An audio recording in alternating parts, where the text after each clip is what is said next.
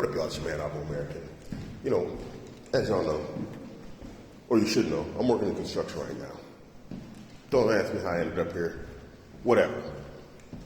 Working in construction, you come to find that most of the administrative and architectural positions are filled by women.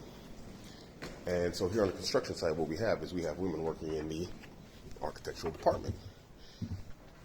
They also function as, what do they call it, project managers.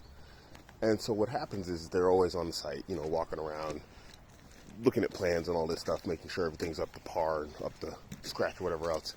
And one thing I noticed is all women who work in construction, they have a skewed idea of how they view men. And when I look at feminists, this might actually be the case with feminists also. Their skewed concept and ideas of how they view men. One moment, please.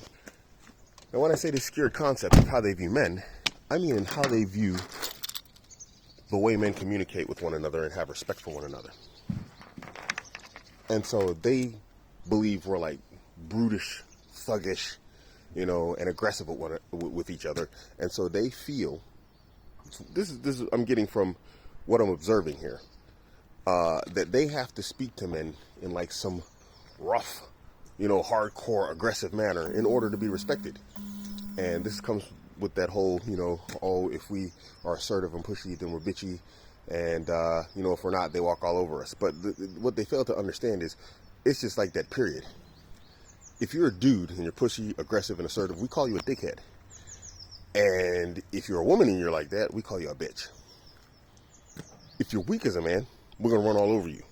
And if you're weak as a woman, in general, you get a pass because you're a woman. But let me just say this. Women, if you're in a male-dominated industry, men, we appreciate respect amongst one another.